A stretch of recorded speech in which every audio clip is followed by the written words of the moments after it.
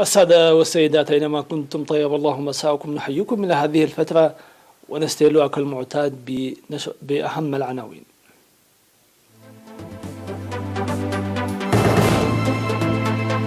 وزارة الزراعة تحرز تقدما ملحوظا في تربة الدواجن. تجمع القرى يسهم في التطور.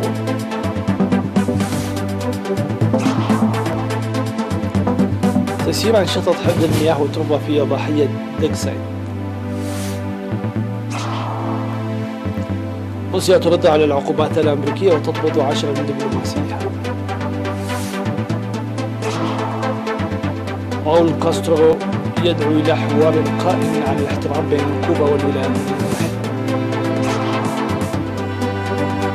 ماكرون يمكن عدوان روسيا إلى سحب قواتها من الحدود. أهلا بكم إلى التفاصيل.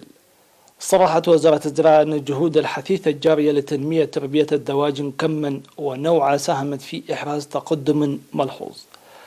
وأوضحت مسؤولة وحدة تنمية الدواجن في الوزارة السيدة سابا جبرسلاسي أن الوزارة سيرت أعمالا فعالة في سبيل تأمين الدواجن التقليدية وإدخال الفراخ والنسل الأول من الدواجن التي دخلت البلاد، وبناء مساكن وإدخال معدات الدواجن وتحفيز المستثمرين، وكذلك تنظيم دورات تأهيلية وحملات توعوية مكثفة.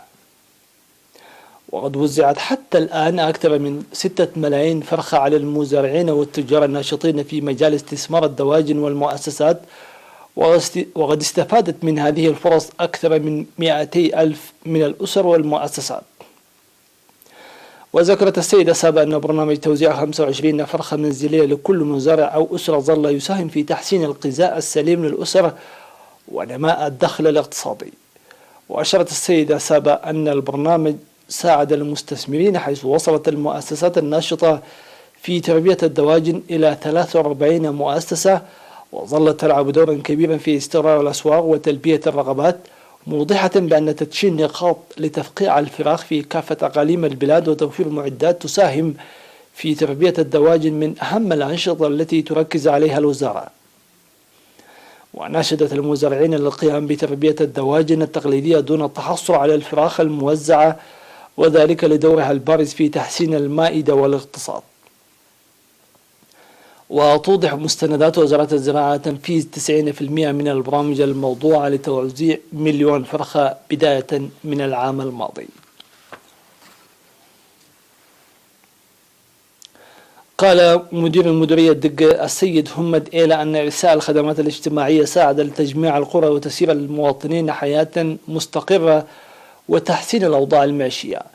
وأوضح أن المواطنين كانوا يسيرون حياة الترحال الرعوية منتشرين في أنحاء المديرية، وأن تجميعهم في مكان وسط وإرساء مؤسسات الخدمات الاجتماعية مهد للاستقرار والتطور. وذكر أن إرساء خدمات التعليم والصحة والمياه الصالحة والمواصلات والاتصالات يعكس التقدم الملحوظ. وأشار إلى وجود 14 مدرسة من رياض الأطفال وحتى المرحلة المتوسطة و6 مؤسسات صحية و7 مشاريع مياه الشرب الصالحة وخطوط المواصلات، وأن التوسع في تنمية البساتين أسهم لتغيير الحياة المعيشية للتجمع. وأوضح السيد همد إلى وجود الكثير من العمل المنتظر لنشر الخدمات الاجتماعية في جميع القرى، ويجب على القرى الدفع ببرنامج التجمع لتحقيق ذلك.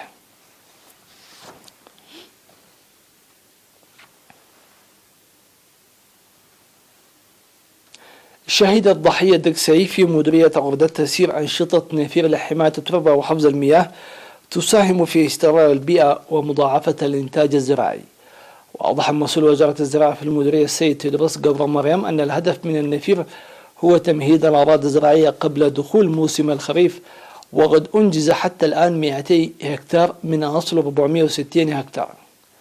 وذكر المشاركون في النفير أنهم اتخذوا الخطوة التحضيرية قبل دخول موسم الأمطار، مستبشرين من أنشطة نفير مماثلة نفذوها في الأراضي الزراعية والأراضي المنجرفة ساهمت في استقرار البيئة ومضاعفة الإنتاج الزراعي.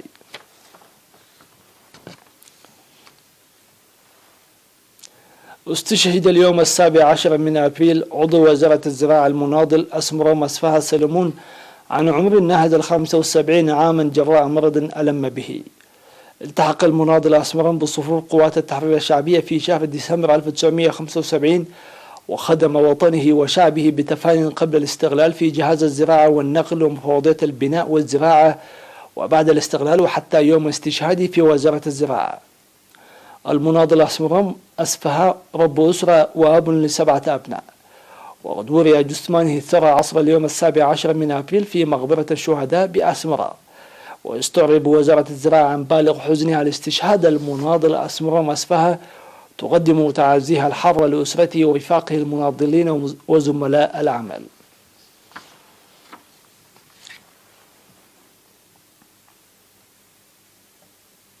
سيداتي سادتي، نتوقف مع فاصل لنوافيكم من بعدها الأخبار العالمية.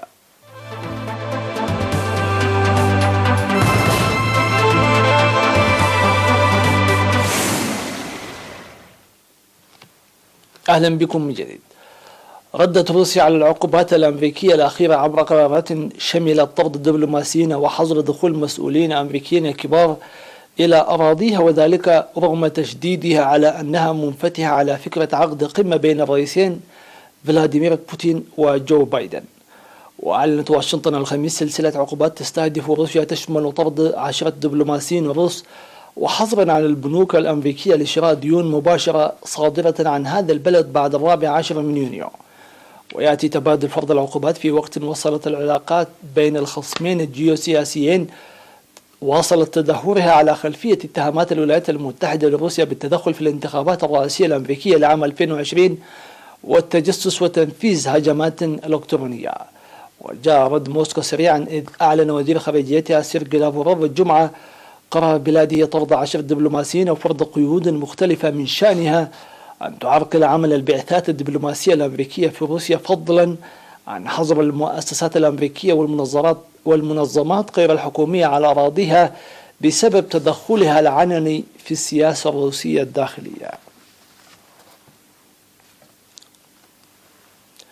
دعا السكرتير الأول للحزب الشيوعي الكوبي راول كاسترو إلى حوار قائم على الاحترام بين كوبا والولايات المتحدة، منددا في الوقت نفسه بالحرب الاقتصادية التي تشن على الجزيرة.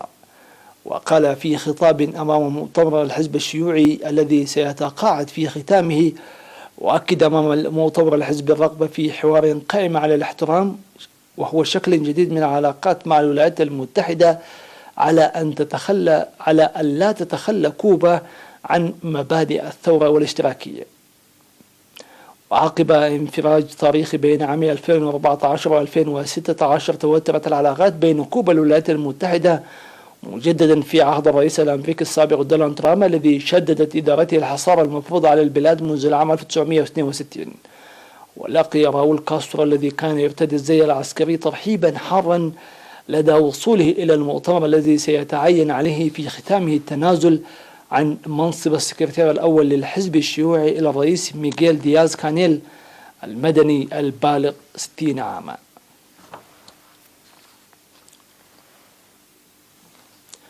دعا زعماء ألمانيا وفرنسا وأوكرانيا خلال قمة ثلاثية دعا روسيا إلى سحب القوات الإضافية التي نشرتها على حدودها مع أوكرانيا وفي شبه جزيرة القرم المحتلة على مدى الأسابيع الماضية، بينما تعتزم روسيا إغلاق أجزاء من البحر الأسود أمام الملاحة حتى أكتوبر المقبل. وقالت المستشارية في برلين في بيان أن المستشارة أنجيلا ميركل والرئيس الفرنسي إيمانويل ماكرون والرئيس الأوكراني فوديمير زيلينسكي عبر عن قلقهم المشترك إزاء هذه التعزيزات العسكرية الروسية، وذلك خلال مباحثات أجراها الزعماء الثلاثة في باريس. وأضاف البيان أن الزعماء الثلاثة طالبوا بسحب التعزيزات للوصول إلى وقف التصعيد.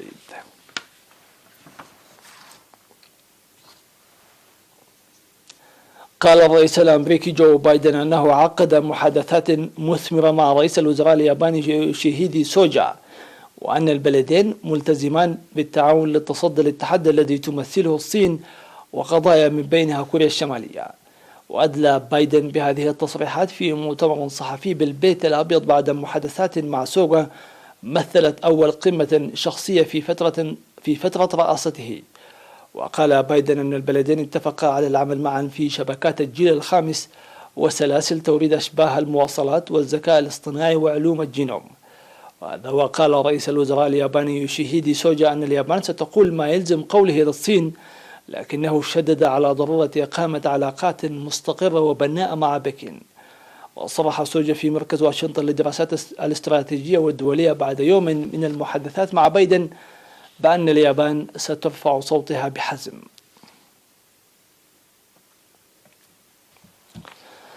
سيداتي سادتي، هكذا وصلنا إلى ختام هذه النشرة، وحتى جديد اللقاء تقبلوا أجمل التحيات وأطيب المنى.